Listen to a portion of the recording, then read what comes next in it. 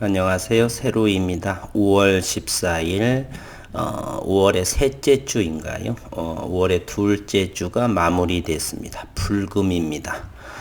코스피와 코스닥은 이제 양시장이 오늘은 상승세의 흐름을 보여주었습니다.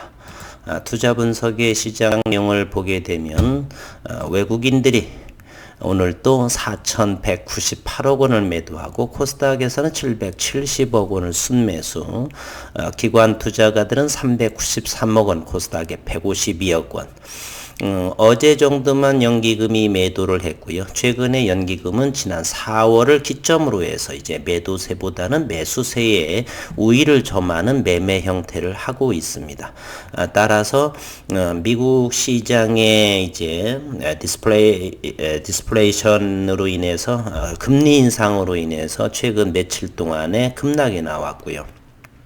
어느 정도 시대를 거쳐서 인플레이션, 디스플레이션 뭐 등등, 인플레이션이군요. 인플레이션 등등에서 또는 유가 등등으로 시장은 왜곡되고 이렇게 출렁거렸었지만은 시장은 언제나 우상향으로 진행된다라고 볼 적에 현재로서는 잘 견디는 구간, 그렇게 되면은 달라진 대한민국 증시 3,000포인트를 유지하고 이제 1,000포인트 코스닥에서도 안정적인 모습이 시간이 조금 더 지나고 좋지 않은 상황을 잘 이겨내게 된다라면 그러한 흐름으로 이제 안정적인 증시가 형성이 될 거다라는 생각을 해봅니다.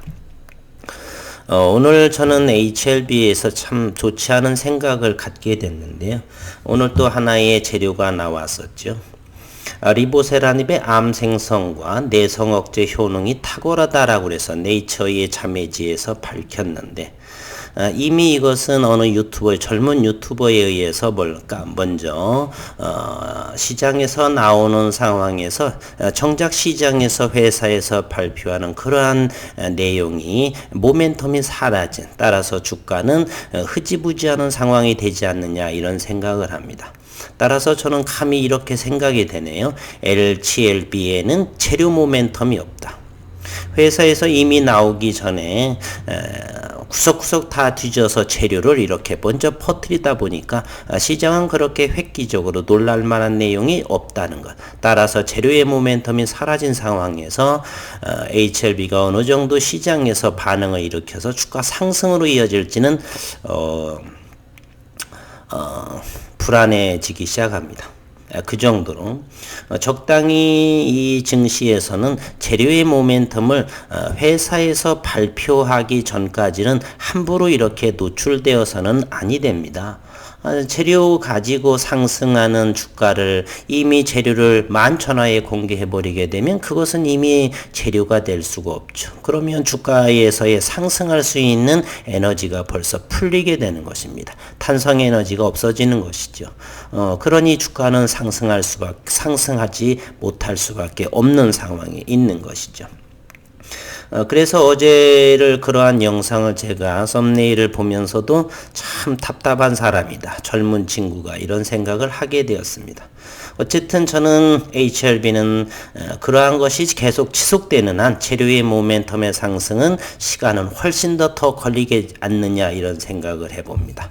오늘 기술적으로 보게 되면 이렇게 전저점 자리에서 잘 지켜지는 모습.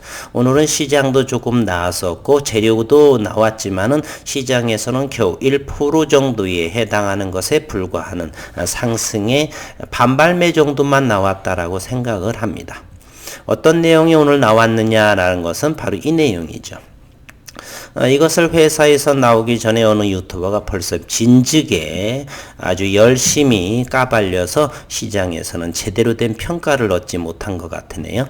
HLB는 경구용 항암제인 리보세라닙이 신생혈관 생성 억제를 통한 항암 치료를 넘어서 암 생성과 내성을 억제하는 효능도 뛰어나다는 내용의 논문이 세계적 권위의 학술지 네이처의 자매지에 게재됐다라고 오늘 밝혔습니다. 네이처의 자매지 셀데스 디스커버리는 중국 난징 의과대학 부속병원 등이 약물에 내성이 생긴 폐암세포를 이용한 동물 실험 결과를 지난 12일 공개했다. 논문에 따르면 리보세라닙은 여러 암종에서 과발현의 암 줄기세포로 분화를 야기하는 베타카로테인의 신호를 효과적으로 차단함으로써 암 줄기세포의 성장을 억제하고 약물의 내성 유전자의 발현도 감소시키는 것으로 밝혀졌다. 정확하게는 제가 의학 공부를 하지 않아서 어쨌건 암의 생성을 억제하고 그리고 내성을 억제하는 효능이라고 하니까 대단히 좋은 내용인 것 같습니다. 또 일반적으로 암세포막의 약물 배출 펌프가 활성화되면 약이 제대로 기능하지 못해 약효가 떨어지는데 리보세라닙은 약물 배출 펌프의 발현을 저해해서 암세포의 항암제 배출을 억제함으로써 약효를 높여주는 것으로 밝혀졌다. 연구진은 이번 임상을 통해서 리보세라닙이 신생혈관 생성을 억제할 뿐만 아니라 암줄기 세포의 성장을 억제시킴으로써 항암 효과가 있음을 확인했다. 내성이 있는 암에서도 효과가 있어서 다른 항암제와의 병용에서도 높은 시너지를 낼 수 있음을 과학적으로 입증했다는 것입니다.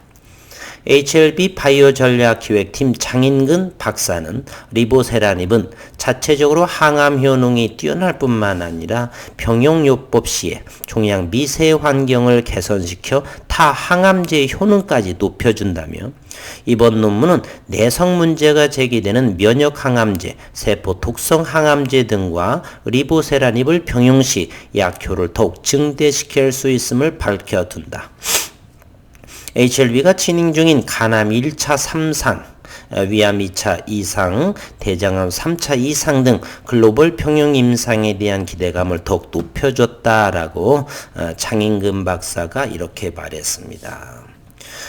저는 HLB에 대해서 성장성은 충분하다라고 생각을 하는데 여전히 변함은 없습니다. 신약이기 때문에 시간은 좀 더 걸리겠고요. 그래서 기다리고 있는 상황이고 현재는 주가가 수급 상황으로 이렇게 저는 밀렸다라고 보고요. 현재는 어쨌든 여기 전저점보다는 지난 저점 31,000원대 오늘은 뭐 몇백 원 정도 오른 상황이지만 어쨌든 현재로서는 이격은 벌어져 있고 우하향의 형태를 하고 있지만 서서히 일단은 오늘까지는 바닥 전저점의 형태를 31,000원대 초반을 잘 지키고 있는 모습을 현재 보여주고 있습니다. 오늘 잠시 프로그램을 한번 볼까요? HLB는 5,000주 정도가 프로그램 매수가 들어온 상황. HLB 생명 24,000주 들어왔고요. HLB 제약은 크게 개의치 않는다라고 말씀드렸죠. 저점을 잘 지켜주고 있고 오늘 6.6%의 프로그램 24,000주가 들어온 모습이기 때문에 HLB는 크게 걱정하지 않아도 괜찮다라는 생각을 가지고 있습니다. 문제는 HLB와 생명의 수급 상황인데 오늘 시장을 한번 수급 상황을 정확하게 들여다보면 HLB의 먼저를 보게 되면 HLB는 오늘 2,700주 외국인이 들어왔고 11,000주 기관이 들어온 모습이요. HLB 생명과학은 35,000주 7,600주가 들어왔고요.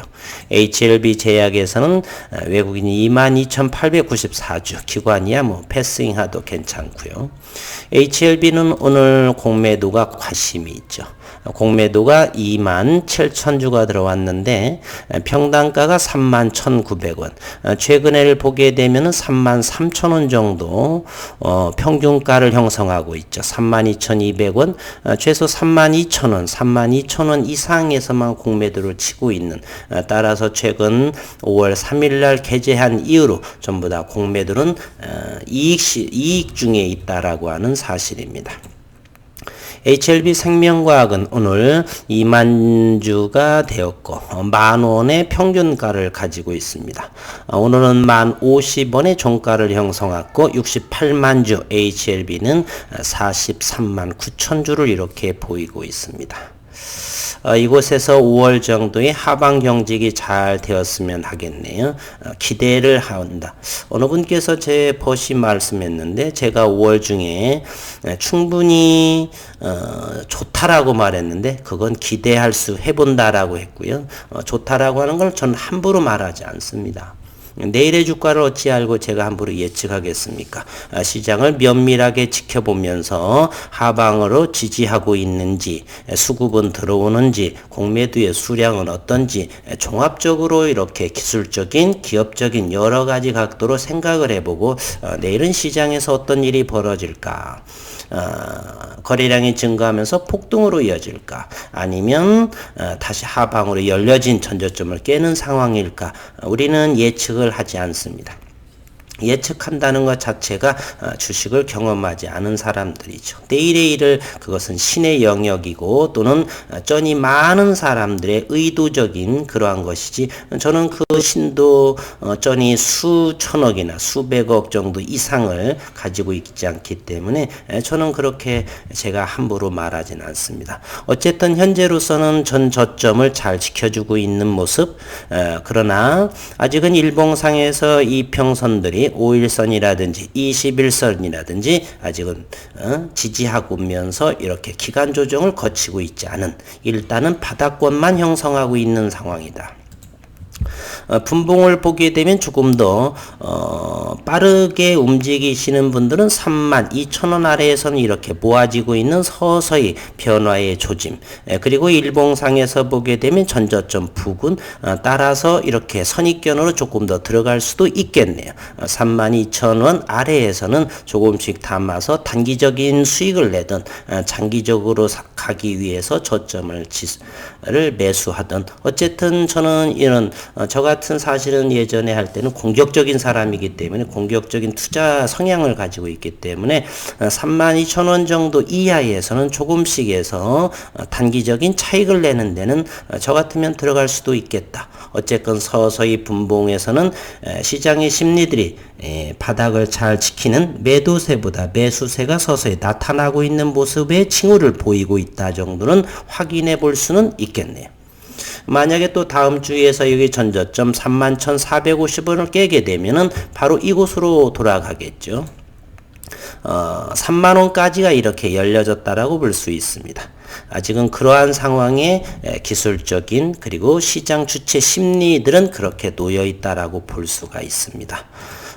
그럼에도 이 기술적인 부분을 떠나서 저는 올해의 성장의 원년으로 이렇게 보고 있는데 과연 그것이 어느 달에 5월 이제 터닝을 하겠죠. 내일이 5월 15일을 지나면서 좀 더 하방 경직이 되고 이제 기간 조정을 거쳐서 상승하게 될지 아니면 6월부터 될지 시장을 다음 주에 지켜보도록 하겠습니다. 너무 낙담보다는 처음 투자한 마음을 유지하시고 오늘 그러한 종목 하나 보여드릴까요?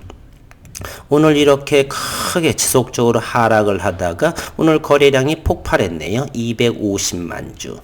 그래서 8,500 이상까지 하면서 서서히 전날 이런 경우는 대단히 어닝 서프라이즈 실적이 동반되면서 이렇게 하락의 고리를 끊고 다시 2분기 실적을 기대하고 있듯이 H1B도 이와 같이 되지 말란 법이 없고요.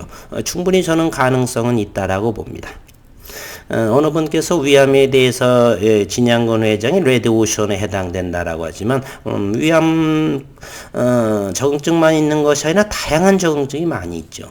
물론 그것이 레드오션이라고 해서 전부 사라지는 것은 아니고 어쨌건 힘겨운 상황입니다. 아직은 일봉상에서 어려운 상황이기에 주주님들 힘내시고 주말은 그래도 주식에서 잠시 벗어나서 리프레시하는 그래서 힐링하는 그런 시간을 가졌으면 어떤가 하는 바람으로 이렇게 영상을 마치도록 하겠습니다. 한 주 동안 수고 많으셨습니다.